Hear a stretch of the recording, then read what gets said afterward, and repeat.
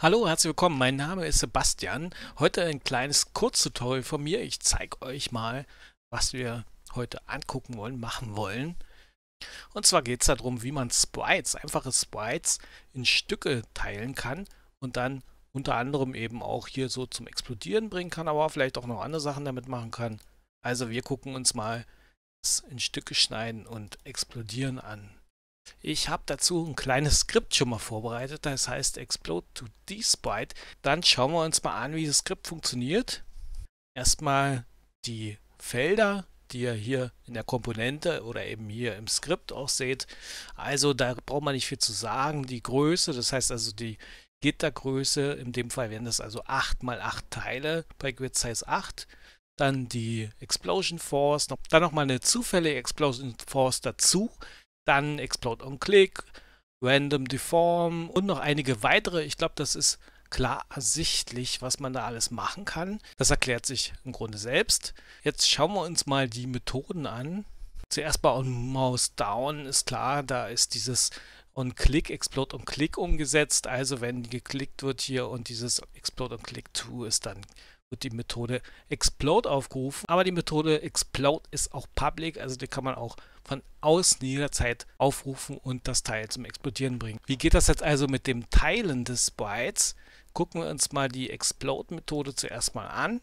Also erstmal brauchen wir die Originaltextur, dazu müssen wir ins Sprite-Renderer holen und von Sprite Texture. Dann wird die Breite und die Höhe von so einem Block ausgerechnet, in dem durch Grid Size geteilt wird, also quasi die Stücken, die wir aus dem Texture ausschneiden. Dann durchlaufen wir die ganze Textur immer um den Schritt Breite und Höhe und kopieren quasi immer so ein Stück draus. Also diese Methode getTexturePart, die hier unten ist, ich zeige die mal, die holt sich jetzt einfach nur immer so ein Stück von der Originaltextur. Also an X und Y und der Breite und der Höhe holt sich immer so einen Block raus und gibt den zurück. Den haben wir dann hier gespeichert in der Variable. Dann übergeben wir die einfach an addExplodingPart und die gucken wir uns jetzt nochmal ein bisschen genauer an. Da ist jetzt das Stück Textur, dieser Ausschnitt. Und zuerst mal machen wir natürlich ein Game-Objekt und dann fügen wir einen Sprite-Renderer hinzu und dann kreieren wir ein Sprite mit der Methode Sprite.create. Könnt ihr euch ja nochmal angucken, in der Dokumentation von Unity ist da gut erklärt.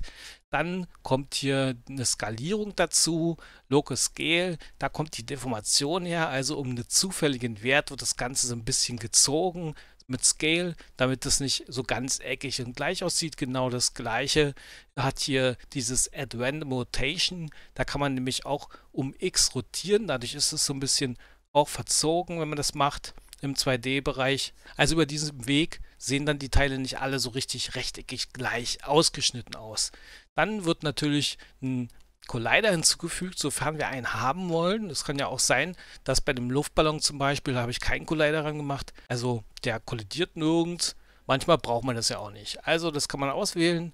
Und genauso auch diese Deformation durch Use Random Rotation kann man auswählen. Dann wird der Rigid Body hinzugefügt und die Gravitation wird festgelegt, die Masse von so einem Teil wird festgelegt und dann wird hier die Explosion ausgerechnet. Und zwar werden hier die Einzelteile um den Mittelpunkt des Game-Objekts herum angeordnet mit Random Inside Unit Sphere, wird also zufällig ein Punkt rundherum ausgesucht und hier wird in dieser Zeile nochmal die Explosion Force um eine zufällige Explosion Force ergänzt.